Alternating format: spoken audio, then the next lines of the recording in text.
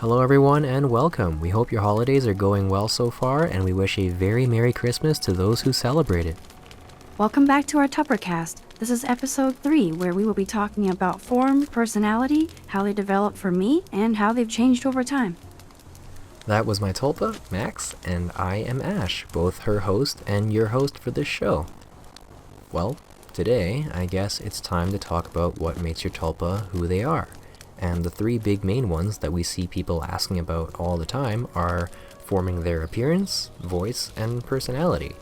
Now, to start things off and set the stage, Tulpas can be whoever they want to be.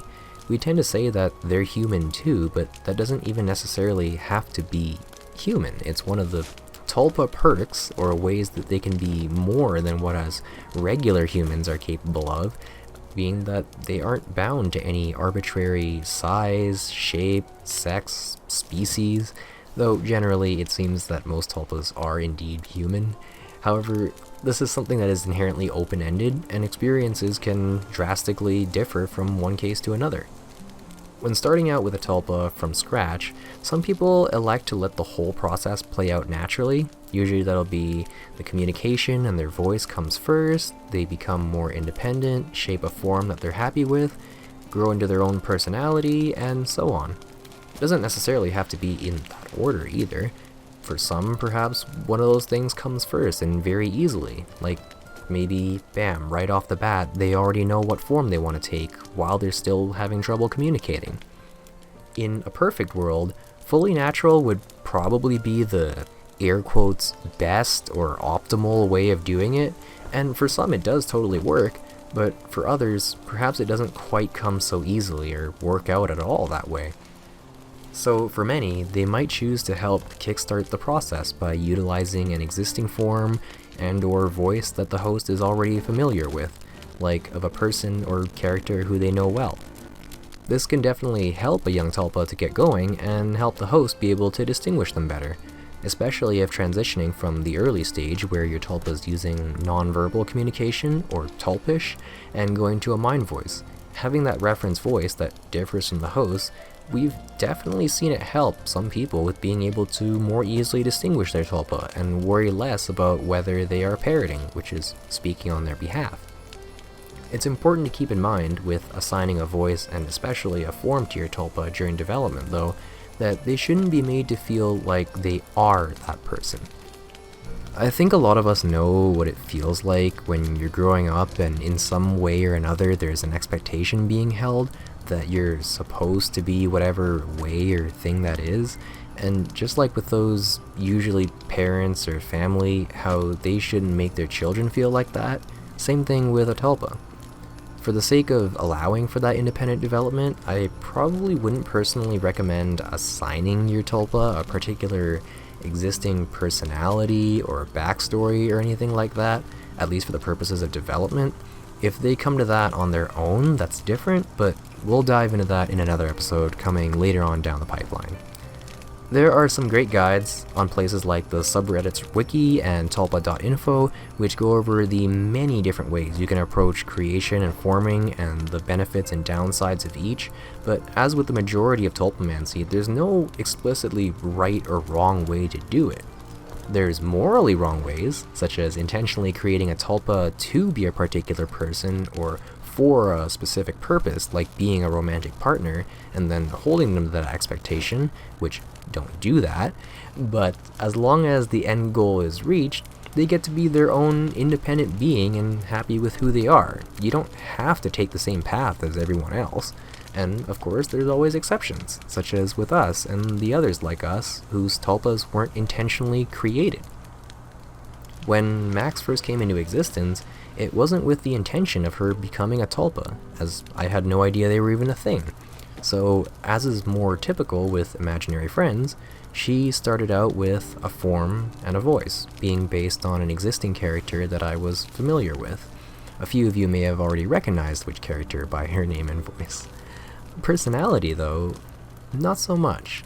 I picked the form and voice because it was a character I already knew well, and so that made it easy to imagine at first. But eventually, as she was growing, I watched and played some of the source material that she was based on, and it was only then did she become more exposed to this character's personality and backstory and who they are. At that point, it wasn't so much a, oh, this is the character I'm supposed to be, but more of a, oh, the character is actually really nice, and I want to be more like her. And so she started to absorb personality traits from this overall very endearing and wholesome character. To this day, she still retains a lot of those traits out of genuinely liking them. She's kind and caring, a bit shy and soft-spoken, but calm and patient. She has sort of a stand back and observe approach, and is a lot more mindful of the things she says before she says them, especially compared to me. And she also kept a good amount of interest, like music and hobbies. Some of them have even ended up rubbing off on me over time. Although, in some other ways, she's changed too, just like any other person would. She's developed new interests and hobbies here and there. Her style and the way she dresses is definitely different, and is actually a lot closer to my style, especially from a couple years ago. And there's definitely aspects of the way she thinks and acts that have not only changed over time, but cemented that she truly isn't that character. It helps that with being a Tulpa, she's not afraid to tell me like it is and exactly how she feels about things. But while there's a lot of in-character things that do make me go, that's so Max, there's also many completely out-of-character things that continue to take me by surprise all the time. And that is a big part of what makes a Tulpa, that they have that independence to change and grow from whoever they were last week, last month, or years ago, just like an actual person. There's people who you may have been good friends with or family members for years and years, and you think you know them well and how their personality is and all that, but of course, they still change. There's still new things about them that will sometimes take you by surprise, or that you didn't know before. That's a big difference that sets your Tulpa friends apart from other forms of headmates.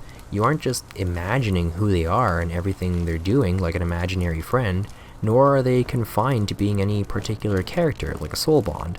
They are their own unique selves, and as a host, as with being a good friend to anyone, you should of course embrace this and encourage them to be their true best selves. That's not to say that it has to be anything goes either though. As with having normal friends that aren't in your head, communication is important, and there shouldn't be a fear of giving genuine constructive feedback. And that extends even further for a Tulpa that you're always spending time with, kind of not by choice. Generally, people don't like to hang around other people who are assholes, but if it's not intentional or directed just at you, and you know they're otherwise a good person and a good friend to you, it may be that they're genuinely unaware of how they act affecting others. And that's something that, in having good communication and constructive feedback, should be addressed rather than just tolerated and letting it potentially spiral out of hand. Tulpas are usually going to have the best of intentions in mind, but if it ends up being that you do have problems or concerns, talk to them. Let them know what's going on and how you feel. You shouldn't ever have to force your Tulpa to change who they are or the way they act, but neither should you have to feel like you're forcing yourself to tolerate them. Compromises and sacrifices are a natural part of being a Tulpamancer and being a good host for your Tulpa, the number of which is probably only going to get larger the more time you spend with each other and the more different that you are. But that's kind of just the nature of human sentient relationships. Everyone is different and has the right to be who they want to be, but should also treat others the way they want to be treated. And of course, it goes both ways. Sometimes, just intention and motive is all it takes. I mentioned in episode 1 of the series that I used to get easily frustrated and rage quit a lot before having Max. It doesn't really impact her in any way, nor did she ever complain about it, but just her being there and seeing it made me want to be better than that. I changed myself for my Tulpa. It made me not just a better host and friend to her, but a better person to other people around me too. Hey, it's been a lot more than that. Having someone to talk to and communicate with helped him open up a lot about things from his past and that have been bundled up for years. He's changed a lot from having not just a listening ear, but also an alternate perspective on these things. From just being more patient to forgiving family members for some pretty heavy shit. Turns out, he doesn't have to be so angry after all. Max used to be a lot more quiet and shy, but in having someone that she trusts, she's really made big strides in coming out of her shell and freely speaking her mind about things. Looking back to just like 2 years ago, it's been a big change for her, and she's happier with herself as a result, and I'm proud of her as a result. At the end of the day, especially for those trying to create a tulpa from scratch, it is raising a sentient being that you plan to spend the rest of your life with and should be treated as such. Not like, oh, there's ways to dissipate and get rid of your tulpa if things don't go as planned. Yeah, there's ways of giving up on raising a child or pet too, but that doesn't mean it's right. The best advice I can personally give to not just people raising a tulpa, but a child or sibling, a dog or a cat, whatever it may be, is that not reinforcing or rewarding bad behavior early on goes a long way, especially compared to disciplining the bad behavior later on. Aside from that though, with a tulpa, it's really just a matter of helping them start off with those building blocks, and once they start to come into their own, the ball kind of just keeps itself rolling. For the first little while, it's a journey of developing themselves alongside developing skills, and neither of those are things that should be rushed. Everyone grows at their own pace, right?